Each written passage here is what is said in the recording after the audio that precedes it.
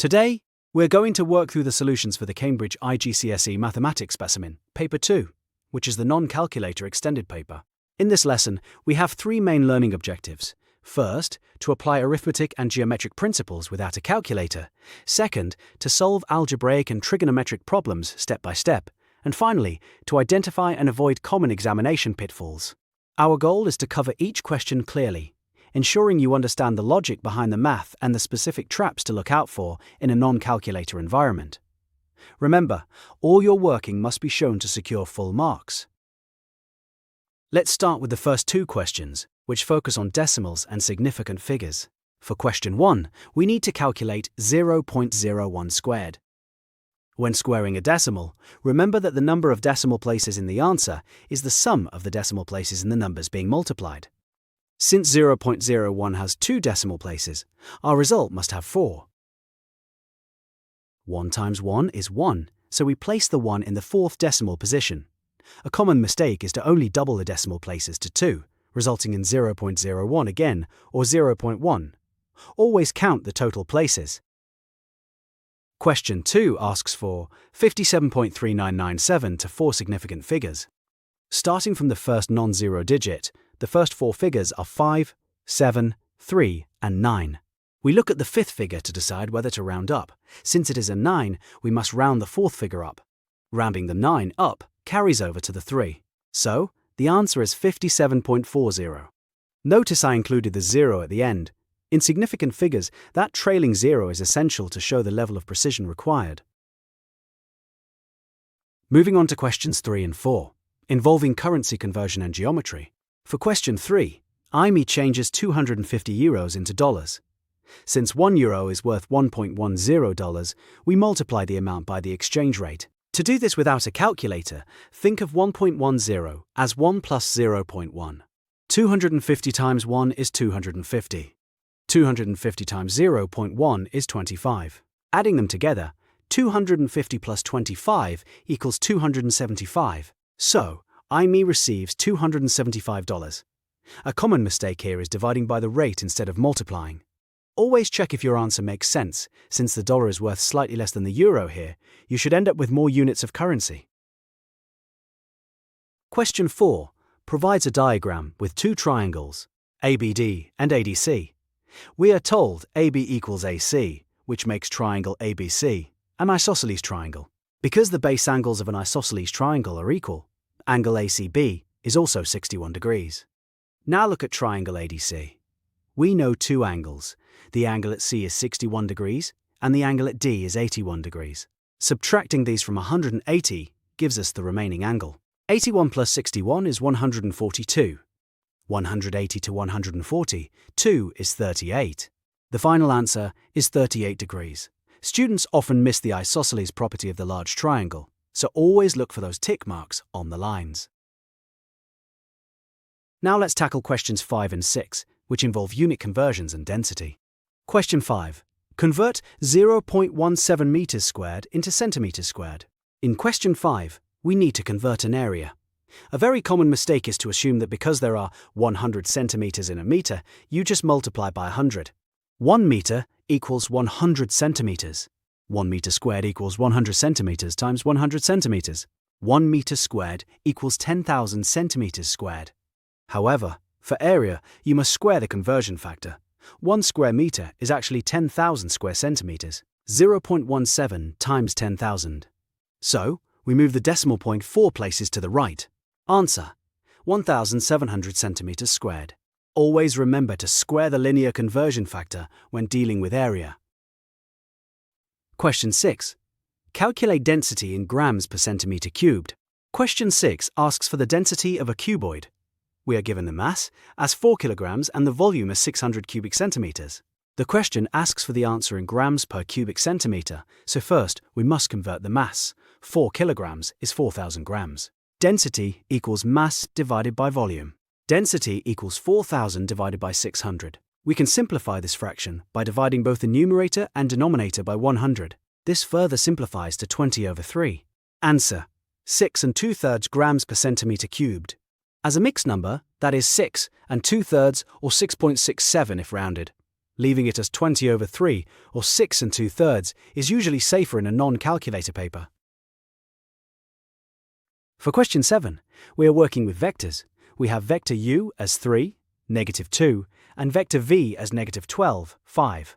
In part A, we need to calculate u minus 2v. We start by multiplying vector v by the scalar 2. Now we subtract this from vector u. Be very careful with your signs here, as subtracting a negative is a very common place to lose marks. 3 plus 20, 4 is 27, -2 to 10 is -12. The resulting vector is 27, -12. In part B, we find the magnitude or the modulus of vector v. This is essentially using Pythagoras' theorem on the components. Remember that squaring a negative number always results in a positive number. -12 squared is 144. 5 squared is 25, 144 plus 25 is 169. The square root of 169 is 13. The magnitude is 13. If you find yourself trying to take the square root of a negative number, you've likely made a sign error when squaring the components. Let's look at questions 8 and 9, which cover geometry and sequences. Question 8 asks for the total perimeter of a semicircle. The perimeter consists of two parts, the curved arc and the straight diameter. The circumference of a full circle is pi times diameter. For a semicircle, the arc is half of that. The arc is 1/2 times pi times 9, which equals 4.5 pi. The total perimeter is 4.5 pi plus 9. The question asks for the exact form, so we do not use a decimal approximation for pi.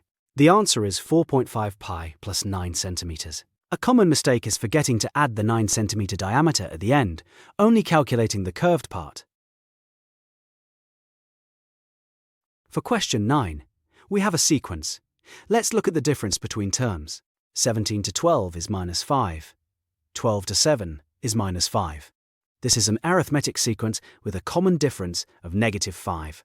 To find the fifth term, we subtract 5 from 2, giving us -3. For the general rule, we use the formula for an arithmetic sequence, a plus n minus 1 times d.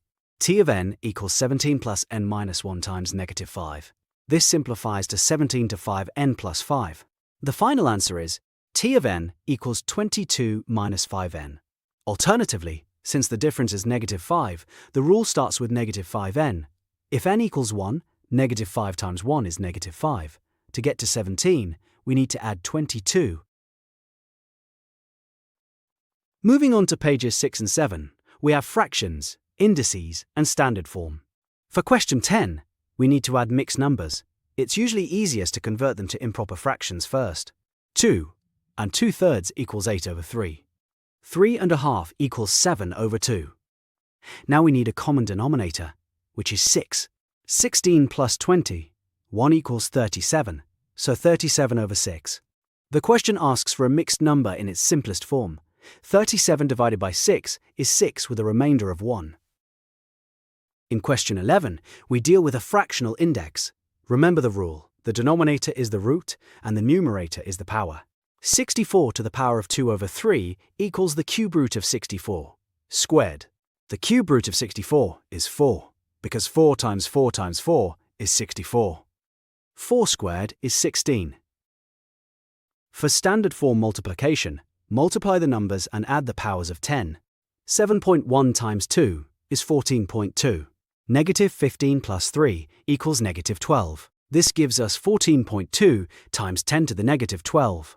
To keep it in standard form, the first number must be between 1 and 10. For addition, the powers must be the same. Let's change the first term. 52 times 10 to the 6 plus 5.2 times 10 to the 6 equals 57.2 times 10 to the 6. Converting back to standard form gives us 5.72 times 10 to the 7. A common mistake is adding the exponents during addition. Remember, that only applies to multiplication. Next, we look at polygons and statistics on page 7. In question 13, we need the number of sides, which we call n. The easiest way to solve this is using the exterior angle. Since the interior and exterior angles on a straight line sum to 180 degrees, the exterior angle is 18 degrees. The number of sides, n equals 360, divided by the exterior angle. 360 divided by 18 is 20. The polygon has 20 sides.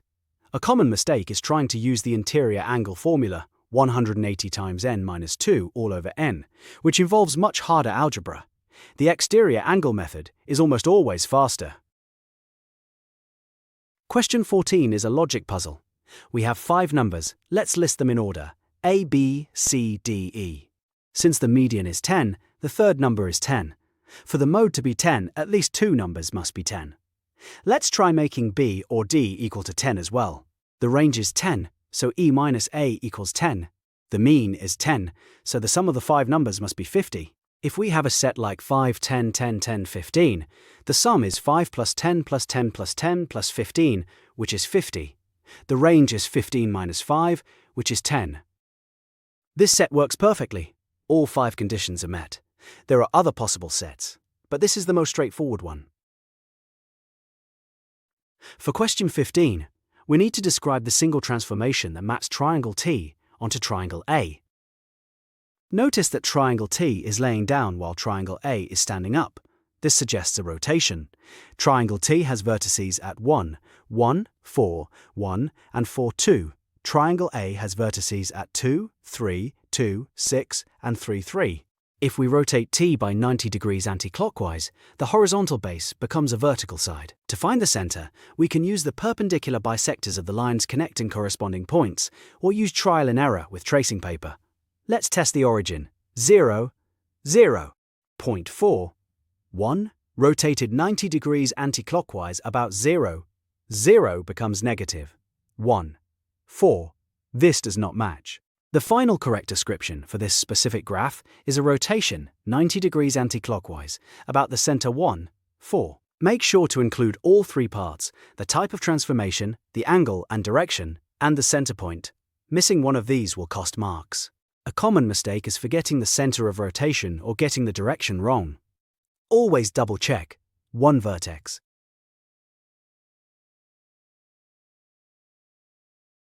Question 16 involves a cumulative frequency graph and a histogram. To find the median for 400 plants, we look for the height at the 200th plant. The graph shows that at a cumulative frequency of 200, the height is 30 centimeters. The interquartile range is the difference between the upper quartile at the 300th plant and the lower quartile at the 100th plant. 80% of 400 is 320. Go across from 320 to the curve, then down. From the graph, at a height of 60, the cumulative frequency is 360. This means 360 plants are 60 centimeters or shorter. Now, let's look at the histogram. Frequency density equals frequency divided by class width. Interval 20 to 30. Width, 10. Frequency, 80. Density equals 80 divided by 10, which is 8. Interval 30 to 40. Width 10. Frequency 124. Density equals 12.4. Interval 40 to 80. Width 40. Frequency 76. Density equals 1.9. Common mistake, drawing the heights as the frequency itself. Remember, in a histogram, the area represents frequency. Question 17 focuses on circle theorems and similar triangles. For a cyclic quadrilateral, we use the property that angles in the same segment are equal. Angle BDA and angle BCA both subtend arc AB. Since angle BCA is 34 degrees, angle BDA must also be 34 degrees. Opposite angles in a cyclic quadrilateral sum to 180 degrees. Angle BCD is equal to 180 minus angle ABAD. Angle BCD is equal to 180 to 74. The answer is 106 degrees.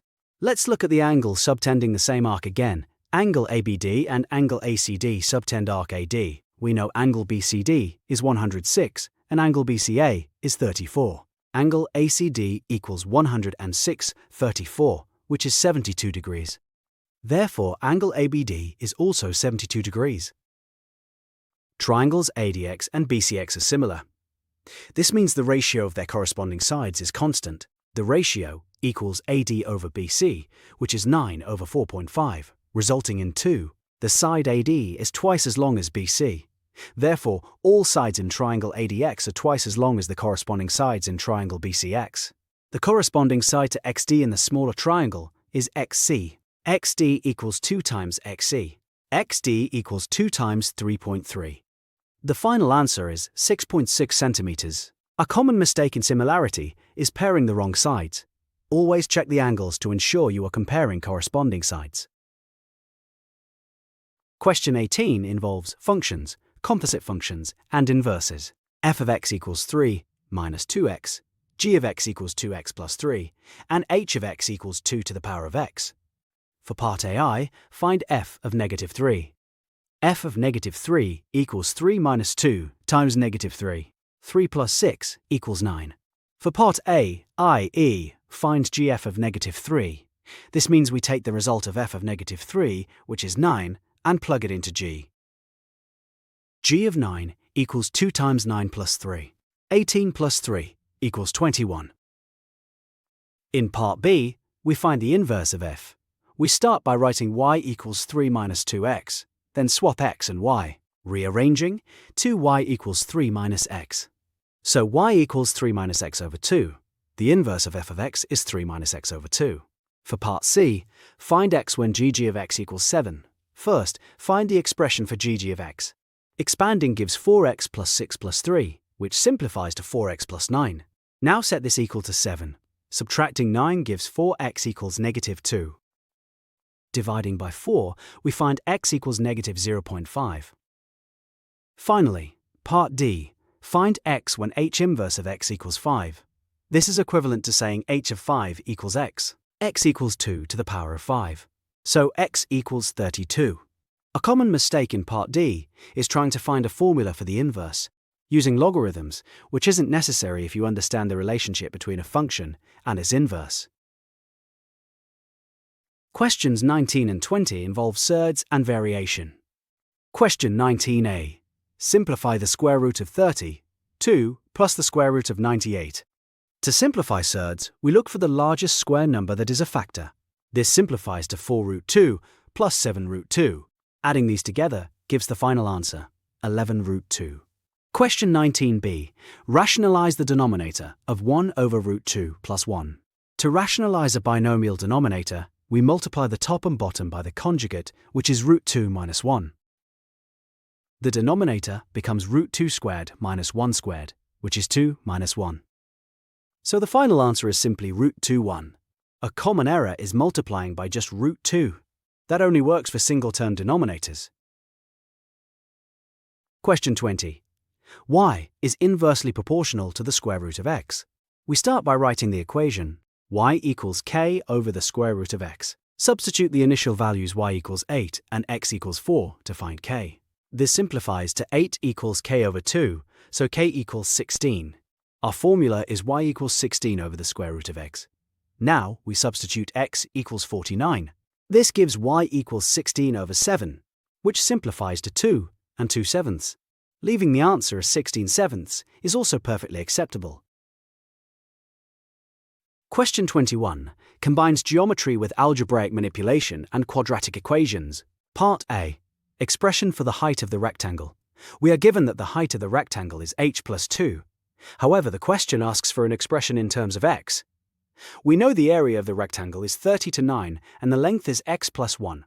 Area equals length times height. 39 equals the quantity x plus 1 times the quantity h plus 2. So we can express the height, which is h plus 2, by dividing the area by the length. The answer is 39 divided by the quantity x plus 1. Part B. Show that 2 times squared minus 15 times plus 20, 2 equals 0. Now we look at the triangle. Its area is 11, base is x, and height is h. Area equals 1/2 times x times h, which equals 11. This simplifies to xh equals 22, so h equals 22 over x. From part A, we know h plus 2 equals 39 over x plus 1. Let's substitute h. 22 over x plus 2 equals 39 over x plus 1. Multiply the entire equation by x and by x plus 1 to clear the denominators. We get 22 times the quantity x plus 1 plus 2 times the quantity x plus 1 equals 39 times. Expanding gives 22 times plus 22 plus 2 times squared plus 2 times equals 39 times. Simplifying, we have 2 times squared plus 24 times plus 22 equals 39 times. Subtract 39 times from both sides to reach the final equation. 2 times squared minus 15 times plus 20 2 equals 0. Part C. Find the two possible heights of the triangle. First, factorize the quadratic. We need numbers that multiply to 44 and add to -15. These are -4 and -11. The factors are the quantity. 2 times -11 times the quantity x minus 2 equals 0, so x equals 5.5, or x equals 2. We need to find h, where h equals 22 divided by x. If x equals 2, h equals 22 divided by 2, which is 11. If x equals 5.5, h equals 22 divided by 5.5, which is 4. The answer is h equals 4, or h equals 11. Remember, the question asks for h, not x. A common mistake is stopping once you've solved for x. Questions 22 and 23 cover trigonometry and algebraic fractions. We have a right-angled triangle with a 30-degree angle, an adjacent side of 8 centimeters, and a hypotenuse x. We use the cosine ratio.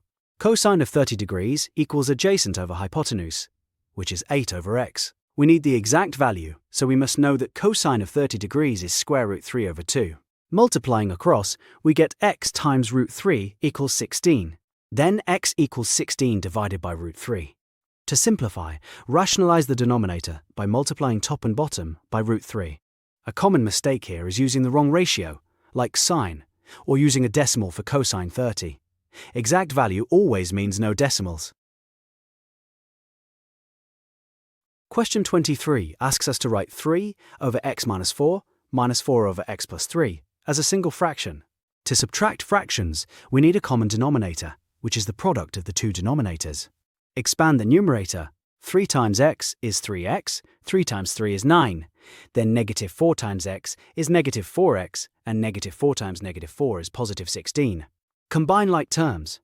3x 4x is -x, and 9 plus 16 is 25. The final answer is 25 minus x over the product of x, 4 and x plus 3. Watch out for the signs. When subtracting the second term, the minus applies to the whole numerator, so -4 times -4 becomes positive 16. Questions 24 and 25 deal with completing the square and similar shapes. Write x squared minus 4 times plus 7 in completed square form. To complete the square, we take half of the coefficient of x, which is -2. x2 squared equals x squared minus 4x plus 4. We have a plus 7, so we need to add 3 to the expansion. The answer is x2 squared plus 3. Find the turning point of y equals x squared minus 4x plus 7. The turning point is easily found from the completed square form. The x-coordinate makes the bracket 0, and the y-coordinate is the constant at the end. The coordinates are 2, 3. Find x for two mathematically similar hearts. We are given the area of the larger shape is 36, and the smaller is 25. The area scale factor is the ratio of the areas. To find the length scale factor, we take the square root of the area scale factor. The height of the larger shape is 9. To find the smaller height x, we divide by the length scale factor. This is 9 times 5 over 6, which is 45 over 6. So x is 7.5 centimeters.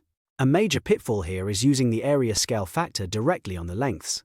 Always remember, lengths are scale factor k, areas are k squared, and volumes are k cubed. Finally, let's solve question 26, which involves sketching a cubic graph, expansion, and finding a tangent. To sketch this, first find the x-intercepts by setting f of x to 0. The roots are x equals 0, x equals -2, and x equals 3. The graph is a positive cubic, so it starts low on the left and ends high on the right. It will cross the y-axis at 0. Next, for part B, we expand and simplify the expression. First, multiply the brackets. This simplifies to x squared minus x minus 6. Now multiply by the remaining x to get the final answer. X cubed minus x squared minus 6x. Part C asks for the coordinates of B, where the tangent to A meets the y-axis. We differentiate the expanded expression.